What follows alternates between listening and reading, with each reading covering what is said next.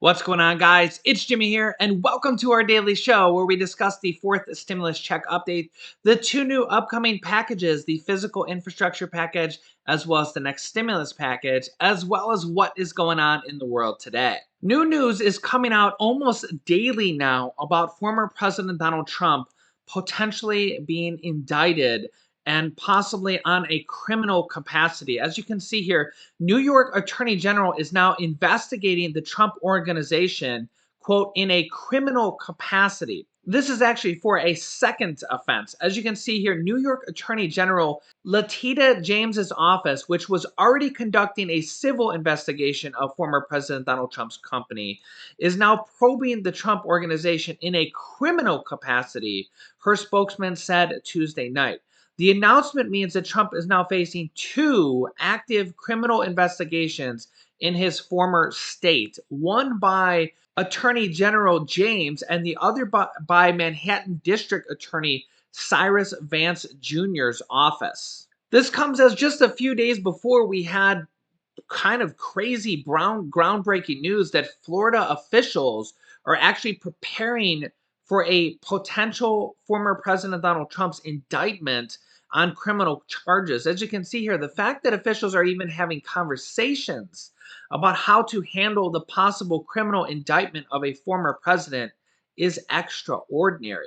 And then, even after that, a Florida Palm Beach County prosecutor said that Governor Ron DeSantis, who is the governor of Florida, cannot stop Trump from getting extradited to New York if he's indicted on criminal charges. So yeah, whether you're a Trump fan or a Trump lover or a Trump hater, right? Something is definitely brewing there. It's all coming out of New York. We know that New York's a Democratic state, and obviously Trump's a Republican. And let me know your thoughts. Do you think this is just Republicans and Democrats fighting against each other? Do you think there's a lot more to it here?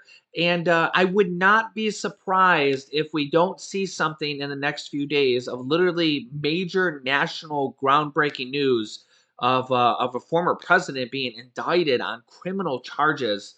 It will be absolutely insane if this happens. It'll probably turn our country upside down, and the House and the Senate will probably be more at each other's throats than they even are now, which is to say a lot. For example, Nancy Pelosi is fining Republican members that defy mask rules on the House floor. A Capitol official said that 3 Republicans will be issued $500 fines for flouting mask rules. Representative Brian Mast from Florida, Beth Van Duyne from Texas, and Marianne Miller Meeks from Iowa. 7 other Republicans have been issued first offense warnings, and subsequent offenses will result in $2,500 fines per incident. In addition to this, there's been multiple Republicans that have been fined $5,000 for skirting metal detectors in the Capitol. And yeah, $5,000 fine is nothing to sneeze at.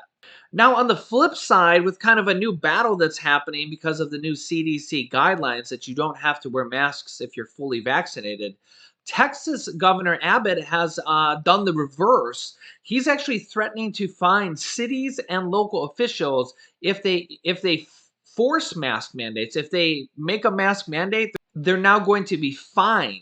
Here's the governor from Texas. Listen to this. Greg Abbott joins us now by phone to discuss. Governor, thanks for joining us. Much appreciated. My pleasure, Wilfred.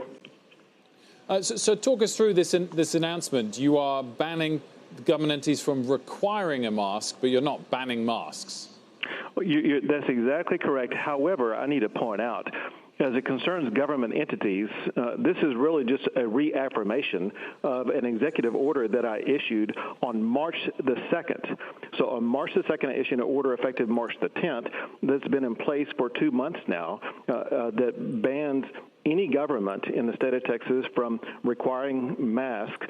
And also at that time, I opened up Texas 100%. After that, there were some local governments that chose to continue to impose mask mandates, and they were doing so in contradiction of my original executive order. So we not only reaffirmed that and made it clear, we also in my order today put penalties in against any local government or government official that acts contrary to my executive order. What it did in schools is that schools, they were allowed by the Texas Education Agency to continue to require masks. That quote requirement will end on June the 4th. However, both for schools as well as all other operations, people are always allowed to make the choice on their own to wear masks. And so anybody can wear a mask if they want to. It's just that it's a decision to be made by Texans, not to be forced by government. So yeah, this just shows how very differently Republicans and Democrats deal with this pandemic and even see this pandemic. As you see, we have House Speaker Nancy Pelosi, leader of the Democrats in the House, finding people for not wearing masks in the House of Representatives, even if they're double vaccinated, which the new CDC guidance says that if you're fully vaccinated, you don't have to wear a mask indoors. Nancy Pelosi is fining people for doing just that, following the CDC guidance. And on the other hand, we have well, at least one Republican governor from Texas saying that they're literally not going to allow anybody to force masks, at least on the government level. Private businesses can do as they choose, and we are seeing that across the country in various different forms. You know, some going one way and some going the other, forcing masks or saying you don't need to wear a mask at all. And the other battle we're seeing really between Republicans and Democrats right now is that Republican governors are going against the Biden administration and really Congress that passed $300 per week unemployment bonus. And Republican governors are now canceling that.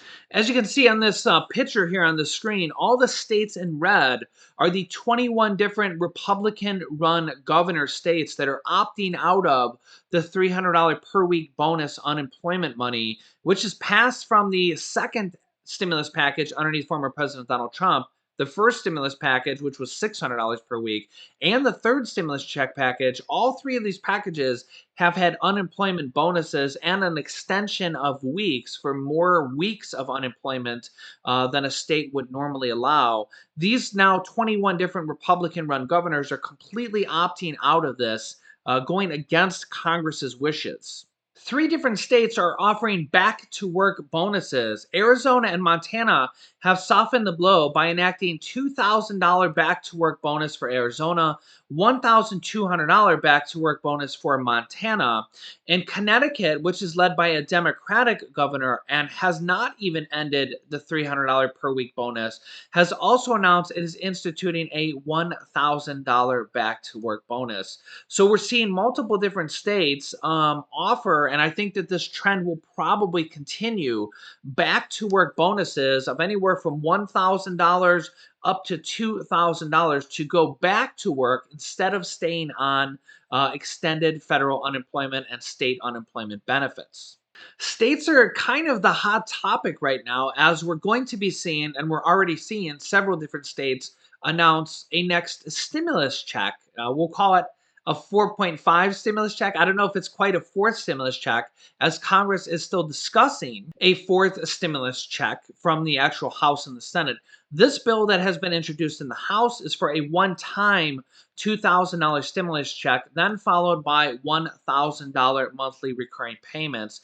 The bill from the U.S. Senate is for $2,000 monthly stimulus checks that would go until the pandemic is over. That's from Senator Ed Markey and Elizabeth Warren. This would be in addition to the stimulus checks that could come from states. With the largest one yet, California has announced a second round of $600 stimulus checks for Californians that will now go up to people making up to $75,000 per year, and an additional $500 stimulus check for people with children in California, for a total of $1,100 stimulus checks on the state level from California.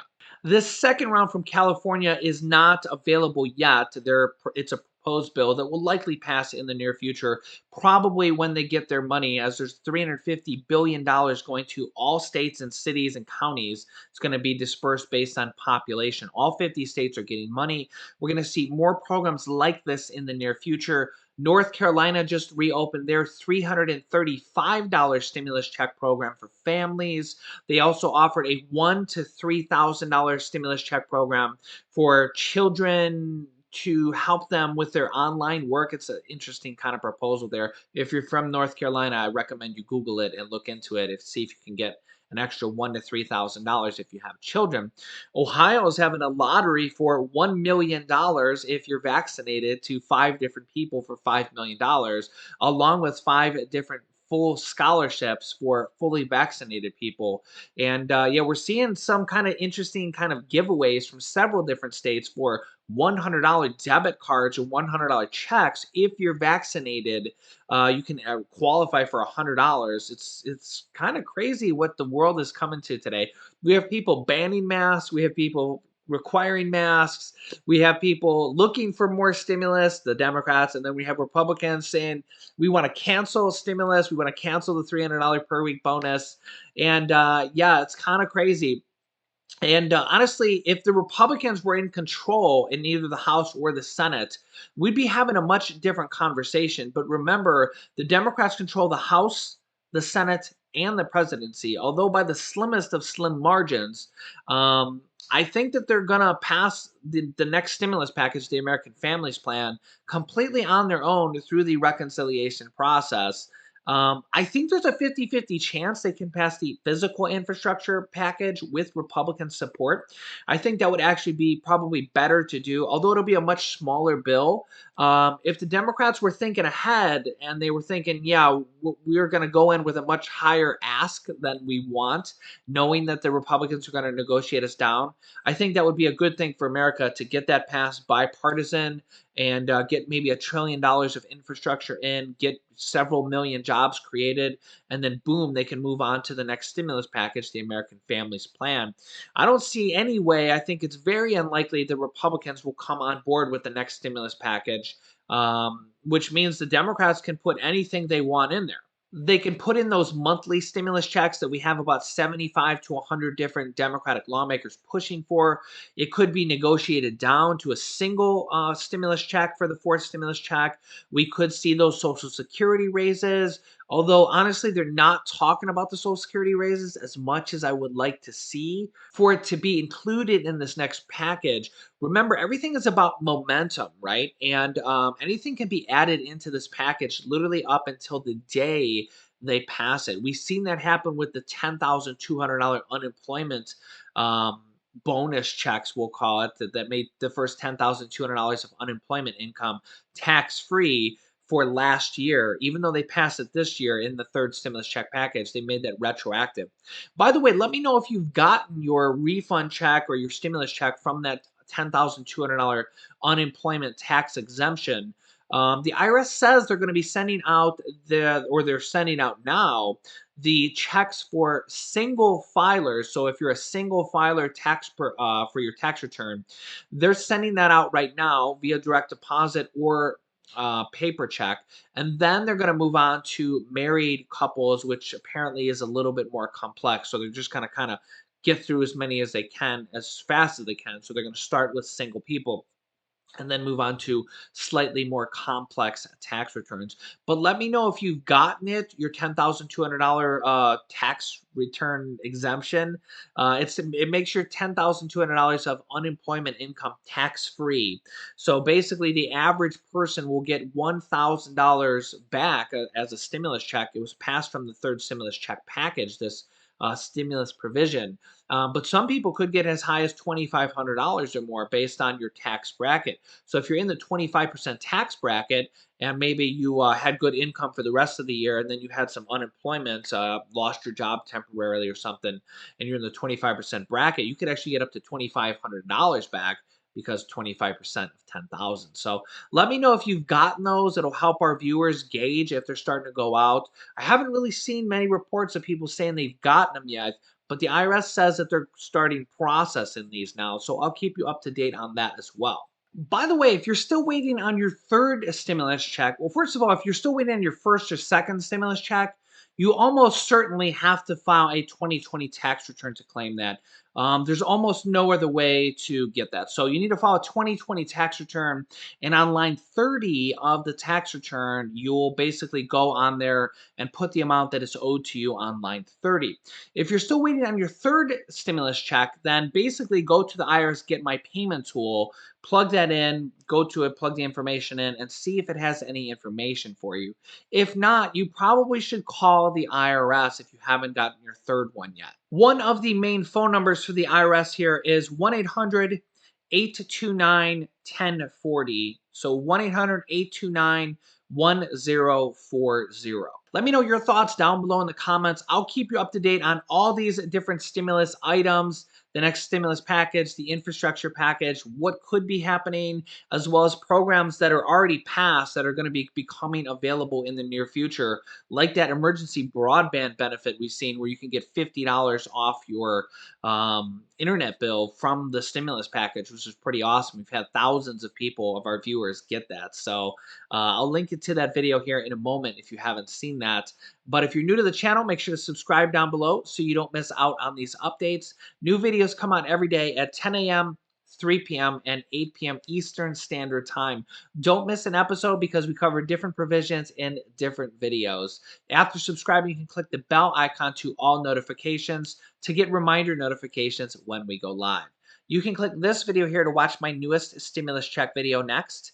And this is the most recent video where we talk about the emergency broadband benefit where you can get $50 off per month your internet bill from the most recent stimulus package. So click on one of those videos next. Thanks, guys, and I will see you in the next video.